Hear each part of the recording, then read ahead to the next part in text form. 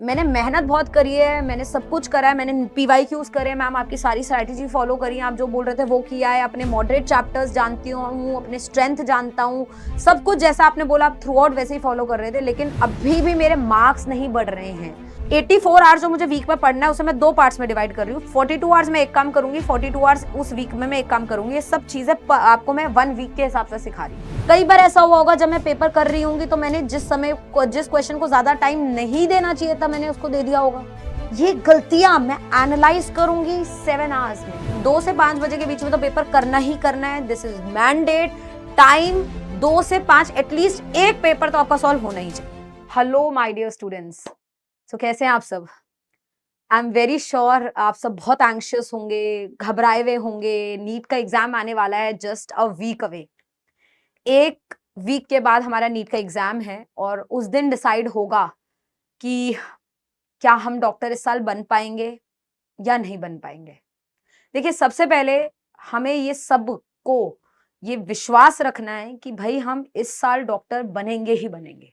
अब उसके लिए हमें चाहे किस भी लेवल पे जाना पड़े, किस भी हद तक पढ़ाई करनी पड़े, कॉम्प्रोमाइज करने पड़े, सैक्रिफाइस करने पड़े, जो बनता है वो करेंगे, लेकिन इस साल तो हम अपने नाम के आगे डॉक्टर लगाएंगे ही लगाएंगे।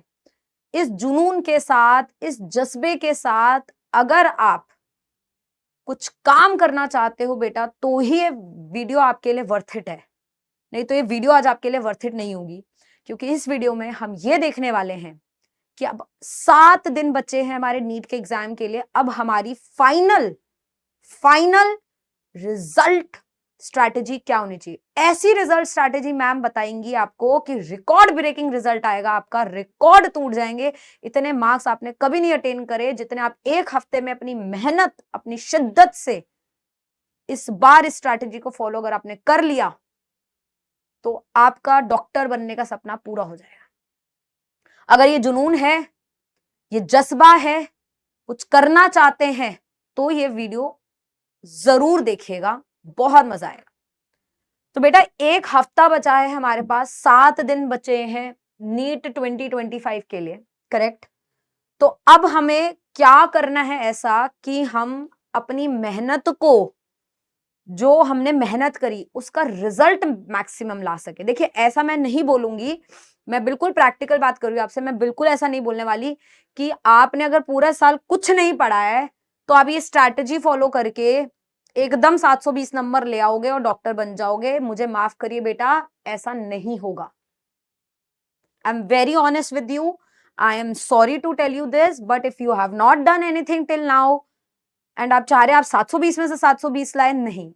हाँ, मैं इतना बोल सकती हूँ कि अगर आप 1 हफ्ता मेहनत कर लेते तो आपके मार्क्स थोड़े बेटर हो जाएंगे, इंप्रूव हो जाएंगे। ऑफ कोर्स वो आपको पता है, हो सकते हैं, लेकिन एकदम कुछ कमाल हो जाएगा या एकदम से हमें सीट मिल जाएगी बेटा, वो शायद बहुत मुश्किल होने वाला है।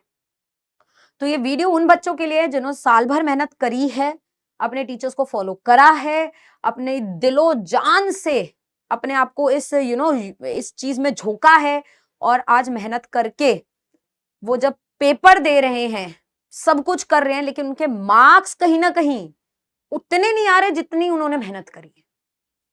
मतलब मैंने मेहनत बहुत करी है, मैंने सब कुछ करा है, मैंने पीवाईक्यूज करे, मैम आपकी सारी स्ट्रैटेजी फॉलो करी है, आप जो बोल रहे थे वो किया है, अपने मॉडरेट चैप्टर्स जानती हूँ, अपने स्ट्रेंथ जानता हूँ, सब कुछ जैसा आपने बोला आप थ्रू आउट वैसे ही फॉलो कर रहे थे, लेकिन अभी भी मेरे मार्क्स नहीं बढ़ रहे हैं।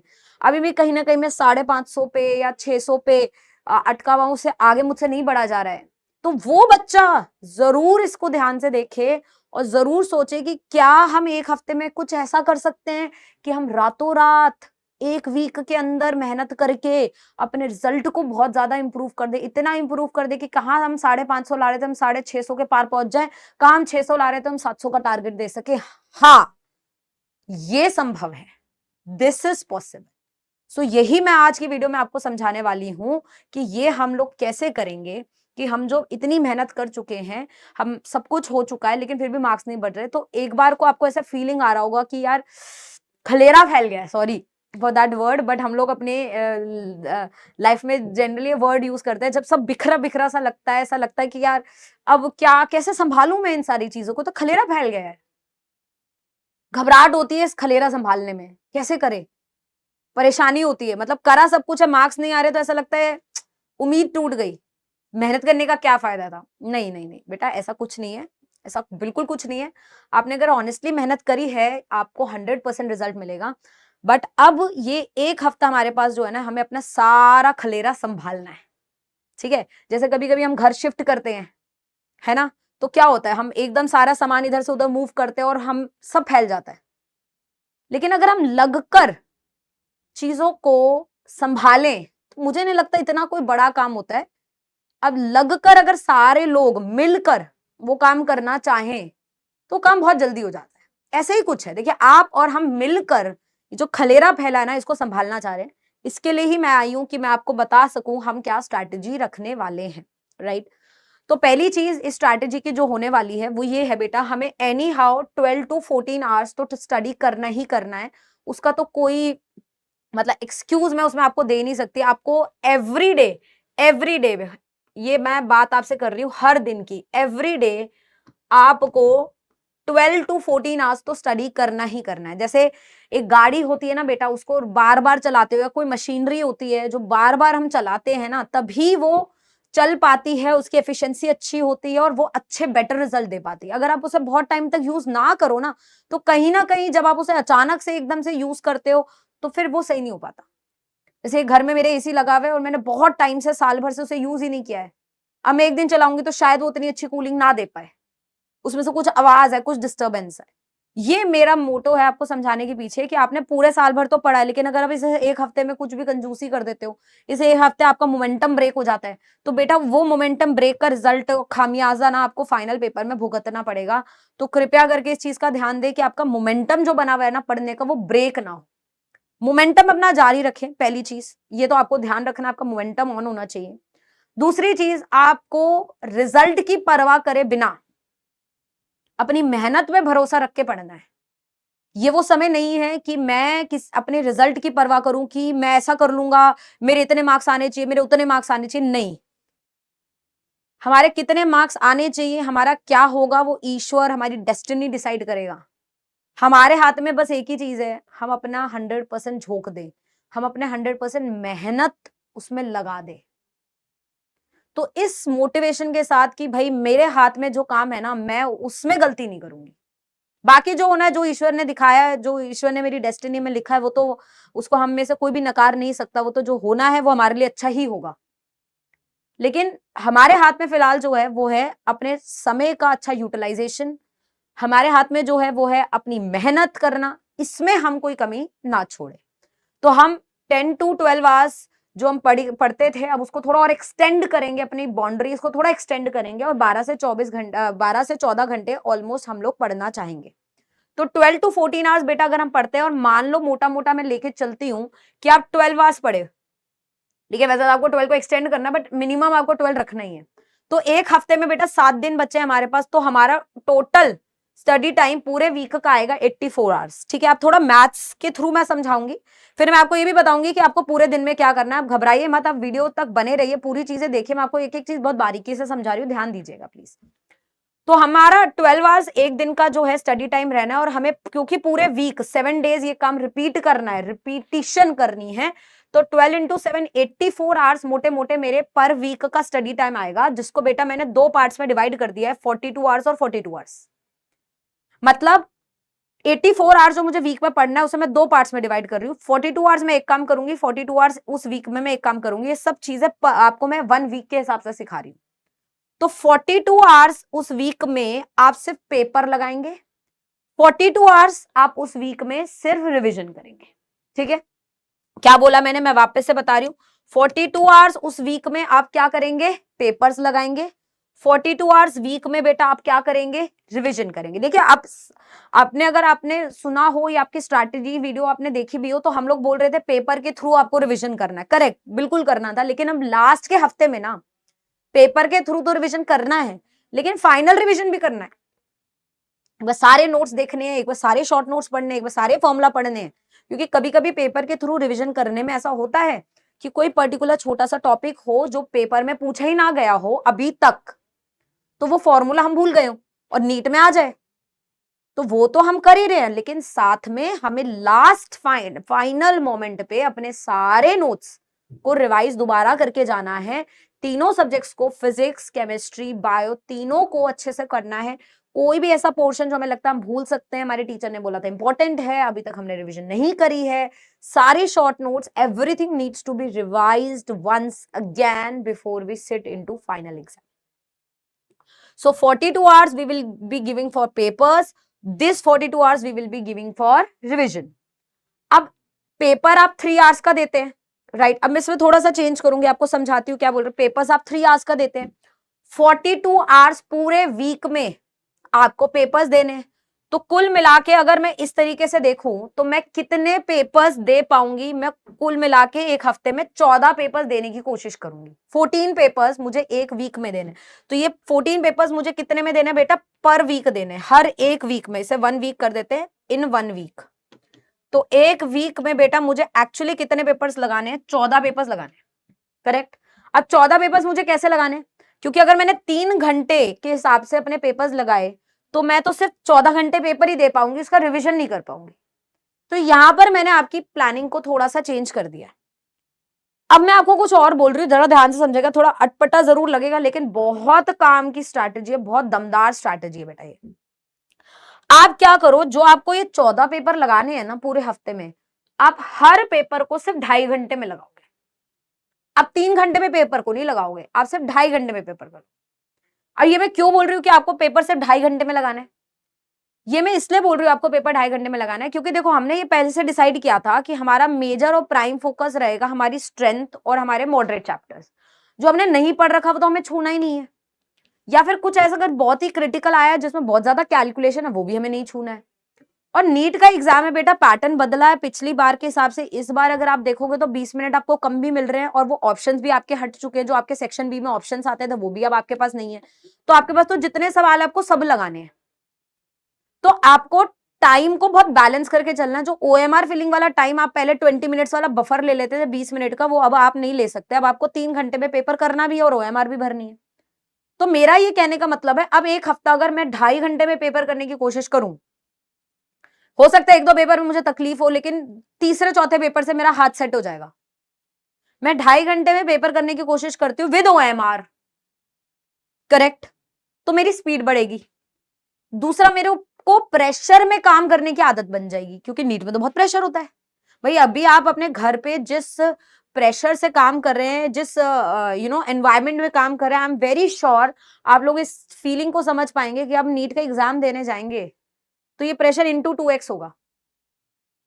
तो वो प्रेशर मैं अभी से अपने ऊपर मेंटेन ऐसा कर लूं कि मेरा ब्रेन ट्रेन हो जाए उस प्रेशर को डील करने के लिए. अब ऐसा तो है नहीं कि मैं घर पे पेपर दे रही हूँ तो मैं 15-20 बच्चों को बिठा के पेपर दिलवा दूं और नीट का माहौल एक क्रिएट कर सकूं. ये सब हम कर सकते थे जब हम किसी ऑफलाइन सेंटर पे होते, तो ये सब भी हम करते ही हैं, ऐसा नहीं हम नहीं करते. बट नीट से जस्ट पहले हम ऐसा नहीं कर सकते.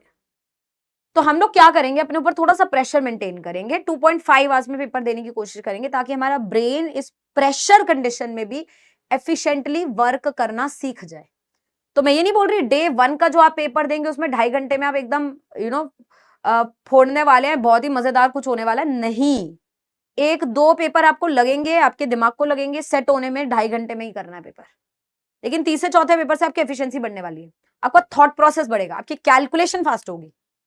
तो आप हर 14 पेपर जो आपको पूरे हफ्ते में देने हैं, आप उन 14 पेपर को 3 आवर्स में ना देके बेटा 2.5 आवर्स में देंगे. बस कितने आवर्स में देंगे?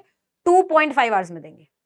तो अल्टीमेटली आपने 14 पेपर अगर 2.5 घंटे में दिए, तो आपने इस 42 आवर्स के 35 आवर्स तो यूज कर लिए पेपर लिखने में. तो इस 42 आवर्स में 14 पेपर आपने 2.5 घंटे में दिए, तो आपने 35 आवर्स यूज कर लिए पेपर लिखने में.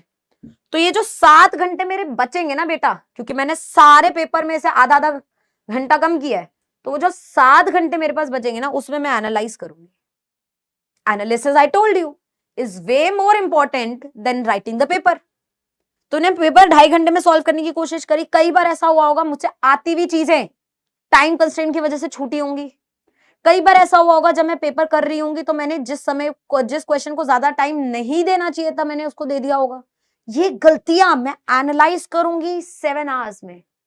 कि पूरे हफ्ते में ये गलतियों को एनालाइज करूंगी और अपना पैटर्न स्टडी करने की कोशिश करूंगी कि हाई प्रेशर में मेरा दिमाग कैसे काम करता है, कैसा होता है। हाई प्रेशर में मैं घबरा के आसान सवाल भी गलत कर देती हूँ। अगर ऐसा होता है, मुझे एनालिसिस में ये बात पता चली अपने अंदर, तो मैं इस चीज का ध्यान रखूंगी कि जब मैं नीट का एग्जाम देने जाऊं तो मुझसे प्रेशर में गलती होती है, मुझे मालूम है, जो मुझे पहले से मालूम है मुझसे गलती होती है, तो मैं उसके ऊपर ध्यान दूंगी कि नहीं दूंगी? हाँ या ना? भैया आपको मालूम ही नहीं है आप क्या गलती करते हो, आपको मालूम ही नहीं है आप हाई प्रेशर में कैसे डील करते हो, आपको मालूम ही नहीं है कि आपके ऊपर अगर टाइमर ऐसे चल रहा होता है तो आपसे क्या क्या मिस्टेक हो सकती है, तो बेटा पेपर में तो होंगी ना, और हमारे पास और चांस नहीं है ना। तो हमें अपने सेल्फ रियलाइजेशन, हम क्या क्या मिस्टेक्स कर सकते हैं, वो हमें पेपर में बैठने से पहले ही पता होनी चाहिए। तो इसलिए हम अपने पेपर को, एवरी पेपर को we will try to complete in 2.5 hours, so that out of this 42 hours में 35 आवर्स में पेपर लिखूंगी हर हफ्ते, एक वीक की मैं आपसे बात कर रही हूं, और 7 आवर्स में उसका एनालिसिस करूंगी। करेक्ट? मतलब ये पेपर वाला सेक्शन 42 आवर्स मुझे कैसे पूरे वीक में यूज करने हैं, ये मैंने आपको क्लियर किया। अब आते हैं इस 42 आवर्स पे जो हम सिर्फ रिवीजन को डेडिकेट करने वाले। क्या बोला मैंने? Let's talk about this 42 hours जो हम पूरी रिवीजन को डेडिकेट करने वाले हैं। So whatever revision part we have to take up, इसको मैंने 2 पार्ट्स में डिवाइड कर दिया आपके लिए, 30 आवर्स और 12 आवर्स। 30 आवर्स में बच्चे, 30 आवर्स आप पूरे 7 डेज के लिए मैं बात कर रही हूँ, तो 30 आवर्स निकल कर आया। और अगर मैं इसके हिसाब से चलूं तो एक दिन का कितना आया, ऑलमोस्ट मैं इसका 7 से डिवाइड करूंगी तो 4 घंटे के आसपास बैठा, 4 साढ़े 4 घंटे के आसपास बैठा। तो 4 आवर्स पर डे आप एक तरीके से देख लीजिए, आपको रिविजन करनी है अपने शॉर्ट नोट्स की, अपने फॉर्मूला चार्ट की, बायो की बहुत सारी चीजें होती हैं जो हमें याद करनी होती हैं, ध्यान रखना होता है, वो सारी चीजें। साथ में हमें देखना है इनऑर्गेनिक का formulas. Everything needs to be done in 4 hours per day revision. क्या ये बात क्लियर हुई? साथ में बेटा जो 12 आवर्स का स्लॉट है, 1.5 आवर्स पर डे का जो आता है, ये आपको करना है पीवाईक्यूज की प्रैक्टिस में।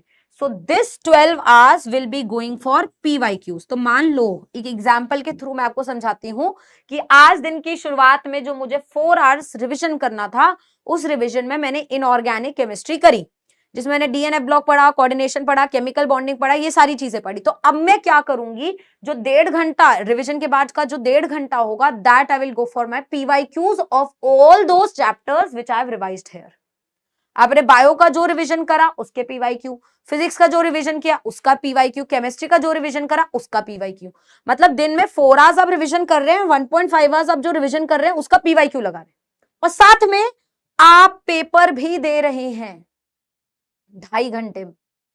तो अब ये पूरी मैथ्स जो मैंने आपको 1 वीक का सिखाया, ये एक दिन में कैसे चलेगा, मैं इसकी क्लियर पिक्चर आपको देती हूँ, राइट?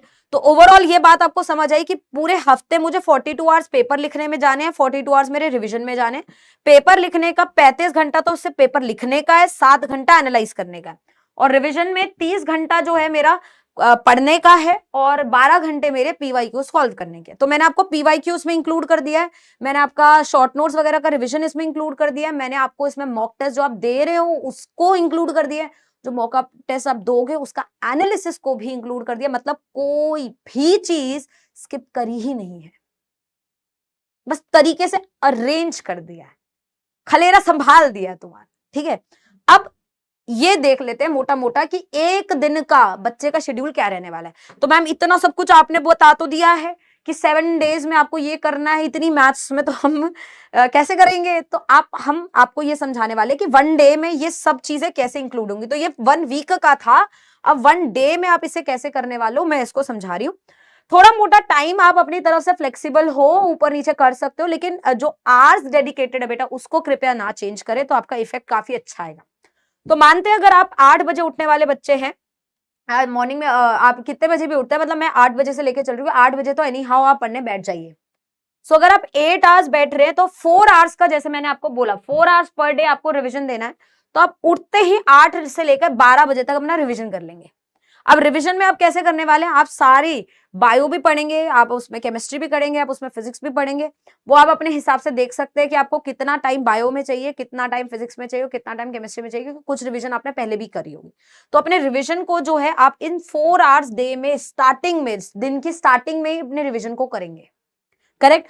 पहले दिन के लिए आपको सिर्फ रिवीजन में प्लानिंग करने में दिक्कत आएगी, लेकिन अगले दिन से वो सेट हो जाएगी, मैं बताऊंगी कैसे। बट आपने 4 आवर्स रिवीजन को दिया, तो मैंने बोला आपको रिवीजन में कि आपने केमिस्ट्री के 2 चैप्टर रिवाइज करे, formulas wise, chemical kinetics revise कर लिया, इलेक्ट्रोकेमिस्ट्री रिवाइज कर लिया, सब आपने फॉर्मुलाज रिवाइज कर लिया, फिजिक्स के आपने इलेक्ट्रोस्टैट्स रिवाइज कर लिया, बायो का आपने कुछ रिप्रोडक्शन या फिर कोई चैप्टर रिवाइज करा। मान लो ये 4 आवर्स में आपने वो रिवीजन करी, फिर 12 बजे आपने का रिवीजन खत्म हुआ, तो 12 बजे से लेकर 1.5 घंटा आपने वो जो रिवीजन करा उनके पीवाईक्यू लगाए। तो हमारे ये दोनों चीजें हो गई। तो हमके दिन के स्टार्ट में ही हमने सबसे पहले रिवीजन कर लिया 4 आवर्स पर डे के हिसाब से, 1.5 पर डे के हिसाब से हमने उसके पीवाईक्यूज भी लगा दिए। करेक्ट। अब 1:30 बजे हम फ्री हो चुके हैं। अब हम अपना जो भी हमें आधे घंटे का बफर है उसमें हम अपना लंच वंच कर सकते हैं, थोड़ा बहुत जो करना है वो हम अपना शेड्यूल सेट कर सकते हैं, और 2 बजे डॉट 2 बजे हम वापस से स्टडी टेबल पे पहुंच जाएंगे पेपर सॉल्व करने के लिए। तो ये मैंने आपको पहले भी बताया है कि 2 से 5 बजे के बीच में तो पेपर करना ही करना है, दिस इज मैंडेट टाइम। 2 से 5 एटलीस्ट एक पेपर तो आपका सॉल्व होना ही चाहिए, उसमें कोई मैं बिल्कुल कंजूसी या फिर लीनियंसी नहीं ले पाऊंगी। तो 2 बजे से लेकर 5 बजे के बीच में पेपर करना, बट पेपर अब 3 आवर्स में नहीं करना, जैसे हमने डिस्कस किया हम 2.5 आवर्स में पेपर करेंगे। तो हम 2 बजे से लेकर 4:30 बजे तक पेपर को फिनिश करेंगे विद ओएमआर। तो उसमें हमारे सारे स्ट्रेंथ टॉपिक्स हो जाने चाहिए, मॉडरेट टॉपिक सारे हो जाने चाहिए, ठीक है। और जो भी डायरेक्ट क्वेश्चंस है उनको हम पहले अटेम्प्ट करेंगे। अगर कोई भी क्वेश्चन ऐसा हमें लग रहा है जिसमें हमें बहुत टाइम लग सकता है, प्लीज प्लीज अपनी ईगो को बीच में मत लाइए, क्वेश्चन को छोड़ दीजिए। यही आपको सिखाना चाह रही हूं मैं, यही आपके ब्रेन को मैं ट्रेन करना चाह रही हूँ, इसलिए पेपर को 2.5 आवर्स में करवा रही हूं आपसे। सो 2 to 4:30 आप पेपर देंगे 2.5 घंटे, 4:30 बजे से लेके 5:30 बजे 1 आवर आप इस पेपर का एनालिसिस करेंगे। कि अब आप यहां से यहां के दौरान ये सोचेंगे कि आपने जब पेपर 2.5 घंटे में दिया तो आपसे क्या क्या गलती हुई, उसे लिखेंगे कि ओवर थिंक कर लिया, लेस थिंक कर लिया, आपने किसी सवाल में फॉर्मूला भूल गए, ओवर टाइम दे दिया जिस वजह से आपका पेपर छूट गया, क्या क्या प्रोबेबल मिस्टेक्स आपसे होती है जब आप हाई प्रेशर कंडीशन में वर्क करते हो। तो that you have to analyse here. Correct. तो आप 5:30 बजे मोटा मोटा फ्री हो गए, उसके बाद आपको मैंने काफी टाइम दे दिया है, आप ऑलमोस्ट जो है 7 बजे तक फ्री मान लो अपने आप को, उसमें आप अपना जो भी थोड़ा रिलैक्स करना है क्योंकि आप सुबह से लगे हुए हो, थोड़ा वो इंक्लूड कर लीजिए। और 7 बजे से लेकर 9:30 बजे बेटा फिर से 2.5 घंटा एक और पेपर देना है, क्योंकि बेटा मैं आपको बता चुकी हूं आपको एक हफ्ते में 14 पेपर देने। एक हफ्ते में 14 पेपर तभी हो पाएंगे ना जब पर डे 2 पेपर जाएगा, हाँ या ना। तो एक हफ्ते में 14 पेपर कैसे दे दोगे, तभी दे पाओगे जब आप एक दिन कितने पेपर दोगे, 2 पेपर। तो एक पेपर आपने 2.5 घंटे में 2 से 4:30 बजे दिया, दूसरा पेपर आप 7 से 9:30 बजे दोगे, फिर एक और पेपर दोगे और फिर 10 से लेकर 11 बजे तक आप फिर से इसके एनालिसिस करोगे। अब क्योंकि आपने एक पेपर पहले दिया है तो आपको पता होगा कि आपसे क्या प्रेशर में गलती होती है, इसको आप दूसरे पेपर में सुधारने की कोशिश करो। 11 बजे तक आपका ऑलमोस्ट, अगर मैं ये मोटा मोटा लेके चलूं तो 12.5 आवर्स का स्टडी कंप्लीट हो जाएगा अगर आप 8 बजे से लेकर 11 बजे तक लगकर जो शेड्यूल आपके सामने है उसको फॉलो करते हो। तो आपने एक दिन ये पूरा रिपीट किया, अगले दिन जब आप फिर से रिवीजन करने बैठोगे, सेकेंड डे आप जब दोबारा रिवीजन करने बैठोगे, आपको अपनी गलतियां पता होंगी, कौन से फॉर्मूलाज भूल रहे हो, क्या कर रहे हो, क्या हो रहा है, उसको अपने रिवीजन शेड्यूल में आप ऐड कर दोगे and you are going to follow this for the next remaining days. So one day, first day जब आप ये वीडियो देखें और आप इसे स्टार्ट करें, वही दिन आपका डिसाइड करेगा आपके आगे वाले दिन कितने बेहतर होंगे। क्योंकि जो पहला दिन होगा उस दिन आपका परफॉर्मेंस अच्छा नहीं होगा, ये मैं आपको पहले ही बता देती हूँ। क्योंकि 2.5 घंटे में पेपर, 2.5 घंटे में पेपर, हो सकता है हम थक जाएं, हो सकता है 2.5 घंटे की आदत ही ना हो, पहला दिन अच्छा नहीं होगा, लेकिन दूसरा, तीसरा, चौथा, इसके अलावा जब आप रिपीट करेंगे आपके सारे दिन बहुत बेहतरीन जाने वाले हैं। क्यों? क्योंकि आप हर दिन जो गलतियां कर रहे हो उससे अगले दिन में इंप्रोवाइजेशन कर रहे हो, यहां जो गलतियां हुई, यहां जो गलतियां उसे रिवीजन में ऐड कर रहे हो। इससे आपका पूरा कंटेंट रिवाइज हो रहा है, सारे PYQ रिवाइज हो रहे हैं, सारे मॉक टेस्ट आप दे पा रहे हो, तो आप 14 पेपर नीट में जाने से पहले ही दे रहे हो। जब इतना प्रेशर हम ऑलरेडी अपने ऊपर क्रिएट कर चुके हैं, इस लेवल की रिग्रेस रगड़ाई कर चुके हैं, इतने रगड़ चुके हैं हम अपने आप को, तो बेटा ऐसी क्या चीज है जो इस दुनिया में तुम्हें स्कोर लाने से रोक दे। मैंने कहा ना, क्या होगा वो हमारे हाथ में नहीं है, हमारे कंट्रोल में बस एक ही चीज है, वो है अपना डेडिकेशन, अपनी मेहनत और अपना जुनून। सो इस जुनून के साथ इस टाइम टेबल को फॉलो करिए, और आप खुद देखना, आपके दिल से ये आवाज आएगी कि एक हफ्ते में हमने वो पा लिया जो पूरे साल भर शायद करने के बाद भी हम नहीं पा रहे थे।